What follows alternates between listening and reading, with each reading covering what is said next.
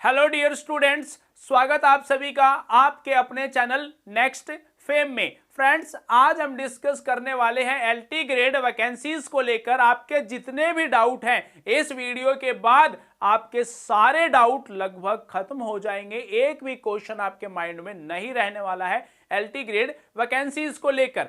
और LT grade की vacancy कब आएगी, एग्जाम कब होगा, सिलेक्शन प्रोसेस, वहीं आपका eligibility criteria, subject combination, interview, negative marking, other state वाले, ये सभी पॉइंट्स मैं आज आपके क्लियर कराने वाला हूं। तो वीडियो के अंत तक जरूर बने रहना, क्या पता आपका जो क्वेश्चन हो वो पॉइंट लास्ट में डिस्कस हो जाए। तो हम सभी पॉइंट्स को वन बाय वन करके डिस्कस करने वाले हैं। आप लोगों को पता ही है कि अध्याचन भी अब मंगाए जा रहे हैं एलटी ग्रेड वैकेंसीज को लेकर, तो यह डिस्कस करना तो बनता ही है कि एलिजिबिलिटी क्राइटेरिया क्या है, कौन से स्टूडेंट हैं जो बाहर हो जाएंगे, इस एग्जाम को नहीं दे पाएंगे, वह भी आपको समझना बहुत जरूरी है। तो यदि हम बात करें फ्रेंड्स एलटी ग्रेड वैकेंसीज को लेकर, तो एलटी ग्रेड की जो वैकेंसी है यह आपको किस महीने में मिलने वाली है, तो दिसंबर महीने में ही आपको एलटी ग्रेड की वैकेंसी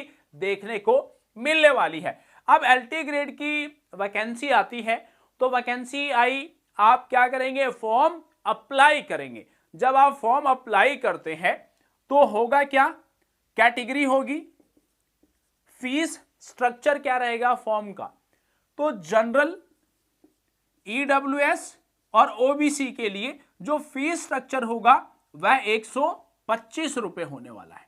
क्लियर है, जिसमें 100 रुपए फीस होगी आपकी और 25 रुपए क्या होगा, प्रोसेसिंग चार्ज या कह लो इसको ऑनलाइन चार्ज लगेगा। क्लियर है, तो 125 रुपए हो गई।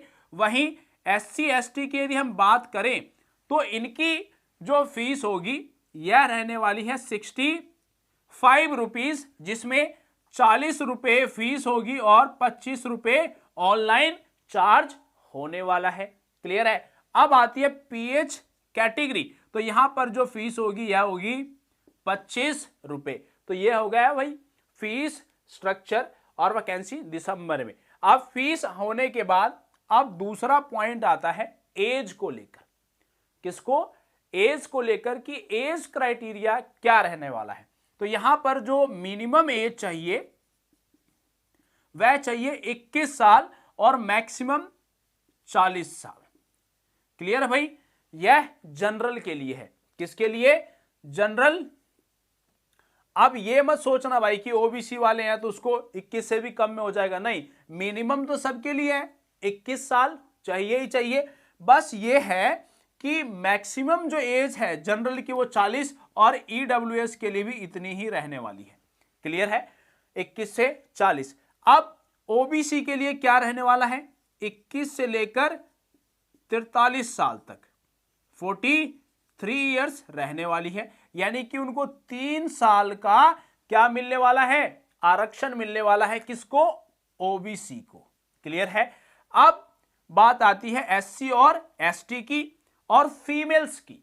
तो फीमेल्स किस एज तक अप्लाई कर पाएंगी, तो यह 21 से लेकर 45 साल तक एससी एसटी और फीमेल अप्लाई कर पाएंगी। तो यह होता है भाई एज क्राइटेरिया। फीस देख लिया आपने, एज देख लिया। अब इसके बाद नेक्स्ट पॉइंट आता है कि एजुकेशनल क्वालिफिकेशन कितना चाहिए आपको एलटी ग्रेड के लिए। या हम बात करें एजुकेशन क्वालिफिकेशन की, एजुकेशन क्वालिफिकेशन आपको क्या चाहिए, तो सिंपल सी है कहानी, आपके पास चाहिए ग्रेजुएशन। क्या चाहिए, ग्रेजुएशन चाहिए और प्लस में क्या चाहिए, बीएड चाहिए। और ये दोनों चीजें फाइनल होनी चाहिए। बीएड आपका परसुइंग में नहीं होना चाहिए, बीएड फाइनल होना चाहिए। क्लियर है, दोनों क्लियर होने चाहिए, तो आप इसके लिए एलिजिबल हैं। क्लियर है, नेक्स्ट पॉइंट आता है यहां पर सी टेट और यूपी टेट को लेकर। सी टेट और यूपी टेट को लेकर कि क्या हमारे पास सी टेट नहीं है तो हम अप्लाई कर पाएंगे या नहीं कर पाएंगे। तो यहां पर सी टेट नहीं चाहिए, यूपी टेट नहीं चाहिए। क्लियर है? जो जो पॉइंट समझाता जा रहा हूं आप समझते जाइएगा। फीस, एज, एजुकेशन, क्वालिफिकेशन समझ में आ गया होगा। और सी टेट, यूपी टेट नहीं चाहिए। क्लियर है? ओनली बीएड एंड ग्रेजुएशन होना चाहिए आपके पास, तो आप अप्लाई कर पाएंगे। क्लियर है? अब बात करते हैं सब्जेक्ट की। सब्जेक्ट कॉम्बिनेशन आपके पास क्या रहना चाहिए? तो सब्जेक्ट कॉम्बिनेशन की यदि हम बात करें तो यदि स्टूडेंट हिंदी का है तो उसके पास संस्कृत होना चाहिए, इंटरमीडिएट में संस्कृत होना चाहिए, वह हिंदी से अप्लाई कर पाएगा। क्लियर है? और एक क्वेश्चन बहुत ज्यादा पूछा जाता है कि सर मैंने फिजिक्स 2 साल पढ़ी, केमिस्ट्री 2 साल पढ़ी है, लास्ट ईयर में मैंने बायो ले ली, तो क्या हम साइंस से अप्लाई कर पाएंगे या नहीं कर पाएंगे? तो भाई आप डेफिनेटली कर पाओगे। बस आपके पास साइंस के लिए आप अप्लाई करना चाहते हैं तो फिजिक्स और केमिस्ट्री होनी चाहिए। और एक बात ध्यान रखना कि 2 साल आपने जरूर पढ़ा हुआ होना चाहिए। 2 साल वह सब्जेक्ट जिससे आप अप्लाई करना चाहते हो वह सब्जेक्ट आपके पास जरूर होना चाहिए, तो आप उस सब्जेक्ट को लेकर एग्जाम में अप्लाई कर पाओगे। क्लियर है? वैकेंसी में अप्लाई कर लोगे। तो हिंदी के लिए इंटरमीडिएट संस्कृत होना जरूरी है, तो आप हिंदी से अप्लाई कर पाओगे। क्लियर है? वहीं यदि हम बात करें साइंस की, तो साइंस में क्या सब्जेक्ट होने चाहिए आपके? साइंस में फिजिक्स प्लस केमिस्ट्री होना चाहिए। फिजिक्स और केमिस्ट्री है तो आप साइंस से अप्लाई कर पाएंगे। अब किसी ने यहां पर पीसीएम पढ़ा होगा, फिजिक्स, केमिस्ट्री, मैथ भी किसी ने लिया होगा आप में से, तो फिजिक्स और केमिस्ट्री जरूरी है साइंस के लिए, तो 2 साल आपके पास होना चाहिए, तो आप अप्लाई कर पाओगे साइंस के लिए। क्लियर है? वहीं यदि हम बात करें बायोलॉजी की, तो बायोलॉजी से वो कैंडिडेट अप्लाई कर पाएंगे जिन्होंने जूलॉजी प्लस बोटनी पढ़ा होगा।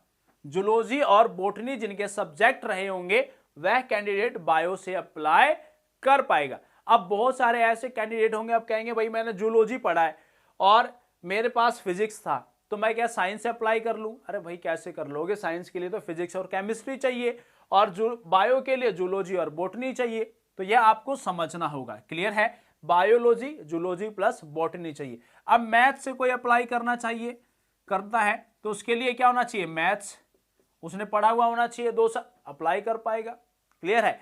तो सिमिलरली सभी सब्जेक्ट्स हैं, आप उसको देख लेंगे। वहीं बहुत ज्यादा कैंडिडेट होते हैं सोशल साइंस के, सामाजिक विज्ञान के बहुत सारे कैंडिडेट होते हैं, तो सोशल साइंस से कौन से कैंडिडेट अप्लाई कर पाएंगे? क्लियर है? यदि मैं बात करूं सोशल साइंस में तो 4 सब्जेक्ट होते हैं आपके पास। कितने? 4 सब्जेक्ट होंगे आपके पास। और वो 4 सब्जेक्ट कौन से होंगे? हिस्ट्री, पॉलिटी, ज्योग्राफी और होगा इको। क्लियर है? ये 4 सब्जेक्ट हो गए। अब इन 4 सब्जेक्ट में 2 साल आपके पास कोई भी 2 सब्जेक्ट रहे हो तो आप सोशल साइंस से अप्लाई कर पाओगे। क्लियर है? 4 में से कोई भी 2 साल आप सोशल साइंस के लिए एलिजिबल हो। क्लियर है? तो यह हो गई आपके सब्जेक्ट कॉम्बिनेशन। क्लियर है? तो सब्जेक्ट कॉम्बिनेशन भी आपका क्लियर करा दिया मैंने। अब यहां से नेक्स्ट पॉइंट जो आता है एग्जाम को लेकर कि अदर स्टेट वाले फॉर्म अप्लाई कर पाएंगे या नहीं कर पाएंगे। तो अदर स्टेट के जो कैंडिडेट हैं वह भी अप्लाई कर सकते हैं, अदर स्टेट वाले अप्लाई कर पाएंगे, बट शर्त इतनी है कि वह जनरल कैटेगरी में काउंट होंगे। क्लियर है? जनरल कैटेगरी में काउंट होंगे अदर स्टेट वाले कैंडिडेट। क्लियर है? अब यदि हम बात करें कि एग्जाम कैसे होते हैं यहां पर, क्लियर है? एग्जाम की यदि मैं बात करूं तो एग्जाम का जो पैटर्न है, एक ही पेपर होता है आपका। क्लियर है? पेपर सिर्फ एक होगा। अब इसी एक पेपर के 2 पार्ट होंगे आपके। कितने पार्ट होंगे? 2 पार्ट होंगे इस पेपर के। और इसी पेपर में दो पार्ट में जो फर्स्ट पेपर होगा आपका यह होगा जनरल स्टडीज का। जनरल स्टडीज का पहला पेपर होगा और जो सेकंड होगा पार्ट इसका यह होगा मेन सब्जेक्ट से। मेन सब्जेक्ट से सेकंड पार्ट होना है। तो फर्स्ट पार्ट में जो होगा आपका सिलेबस वह क्या क्या रहने वाला है, तो यह आपका हिस्ट्री हो गया, पॉलिटी हो गया, ज्योग्राफी हो गया, वहीं इकोनॉमिक्स हो गया, एग्रीकल्चर हो गया, साइंस हो गया और एलिमेंट्री मैथ्स भी होना है। तो ये सब्जेक्ट होंगे भाई फर्स्ट पार्ट के। और मेन सब्जेक्ट जो आपने सब्जेक्ट लिया होगा, जिससे आपने फॉर्म फिलअप किया होगा, वो आपका मेन सब्जेक्ट होना है। क्लियर है। अब ये जो पोर्शन होगा वो 30 नंबर का होगा। क्लियर है, ये पोर्शन 30 नंबर का होगा और मेन सब्जेक्ट का जो पोर्शन होगा वह आपका 120 नंबर का होगा। तो टोटल कितने बन गए? 150 मार्क्स बन गए। 30 और 120, 150 नंबर का पेपर होगा और टाइम शेड्यूल कितना मिलेगा आपको? 2 घंटे का टाइम दिया जाएगा। क्लियर है, 2 घंटे का टाइम होगा, 150 नंबर का पेपर होगा। अब यहां पर एक क्राइटेरिया रखा जाता है। क्या रखा जाता है? क्राइटेरिया। जैसे लास्ट टाइम जो वैकेंसी थी 10,768 वैकेंसी थी 2018 में। अब वहां पर काफी सीटें खाली रह गई क्योंकि स्टूडेंट क्वालिफाई ही नहीं कर पाए मिनिमम मार्क्स को। तो एग्जाम भैया कैसे क्वालिफाई होगा? एग्जाम तो क्वालिफाई नहीं होगा ना जब मिनिमम क्राइटेरिया ही आप क्लियर नहीं कर रहे हो। तो मिनिमम क्राइटेरिया क्या है वह समझिए। जनरल, ईडब्ल्यूएस और ओबीसी की यदि हम बात करें तो 150 नंबर टोटल हुए। इसका आप कितना निकाल लीजिए? 40% आप निकाल लीजिए। जब आप 40% निकालेंगे तो कितने नंबर बनेंगे? 60 नंबर्स बन जाएंगे। वह भी समझ लो भाई। 150 मल्टीप्लाई 40/100, 15 4 60 हो गया। 60 नंबर यहां बन जाते हैं। क्लियर है। वहीं यदि हम बात करें एससी और एसटी को लेकर तो यह कितने बनेंगे? 30% होना है। अब 30% कितना होगा? 15 3 45 नंबर हो गया। अब एससी एसटी को 45 नंबर तो लाने ही पड़ेंगे। क्लियर है, तभी वो आगे पहुंचेंगे, अदरवाइज तो वैसे ही फेल है। क्लियर है। और जनरल, ईडब्ल्यूएस और ओबीसी भैया 40% लाओगे तभी कुछ होगा, अदरवाइज तो कुछ होना ही नहीं है। तो यह हो गया भाई क्वालिफाइंग मार्क्स। यह भी समझना है क्वालिफाइंग मार्क्स। इसको आप क्वालिफाई करोगे तभी आगे मेरिट वेरिट बनती है, अदरवाइज यहीं आपका खेल खत्म, आप यहीं ढेर हो गए। क्लियर है। तो ये चीज आपको समझ में आ गया होगा। अब एक क्वेश्चन है कि नेगेटिव मार्किंग होती है या नहीं होती। तो भाई यहां पर नेगेटिव मार्किंग जो है वह होती है। नेगेटिव मार्किंग होगी और वो कितनी होती है वह समझिए। 1/3 की नेगेटिव मार्किंग होती है। क्लियर है, 1/3 नेगेटिव मार्किंग होगी। और साथ ही इंटरव्यू होता है या नहीं होता? तो इंटरव्यू भैया नहीं होता है। इंटरव्यू नहीं होता है। एग्जाम में मेरिट बनी, मेरिट में आपका नंबर आया तो आपका सिलेक्शन हो गया, अदरवाइज नहीं आया तो आप अपने घर बैठ जाइए, फिर तैयारी कीजिए अगले टाइम के लिए। क्लियर है। तो ये प्रोसेस चलता है। और एक क्वालिफाइंग मार्क्स 150 मार्क्स के एग्जाम होंगे और 150 ही क्वेश्चन होते हैं। जनरल स्टडीज जो होता है इसका स्ट्रॉन्ग करिए आप लोग, क्योंकि जनरल स्टडीज का रोल बहुत अहम है और जनरल स्टडीज आपने पढ़ना होगा। और आप लोग हमारे चैनल्स पे जनरल स्टडीज की क्लासेस आपको प्रोवाइड कराई जाएंगी। यूं कहूं मैं आपको कि आपको जो आपका सब्जेक्ट है उन सब्जेक्ट की भी क्लासेस होंगी, साथ साथ जनरल स्टडीज की क्लासेस भी होंगी और सभी क्लासेस फ्री ऑफ कॉस्ट होनी है। कोई पैसा नहीं लेना आपसे हमने।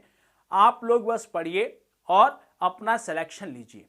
क्लियर है। तो ये सारा का सारा सिनेरियोज हमने आपको बता दिया।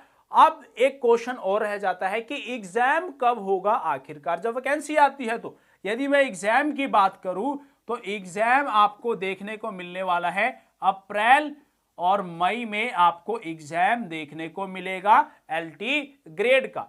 तो आपके पास तैयारी के लिए ज्यादा समय नहीं बचा है। अपनी प्रिपरेशन को कंटिन्यू करें, तैयारी करें और इस बार सिलेक्शन ले। और यदि कुछ क्वेश्चन आपको पूछना है, कुछ रह गया हो, तो आप हमसे कमेंट बॉक्स में पूछ सकते हैं, हम आपको रिप्लाई जरूर करेंगे जो भी आपका क्वेश्चन होगा। क्लियर है guys? Best of luck friends. Share कीजिए आप नेक्स्ट फेम को, साथ ही सब्सक्राइब करना बिल्कुल भी ना भूले यदि आप हमारे चैनल पर नए हैं तो। Thank you very much. Best of luck.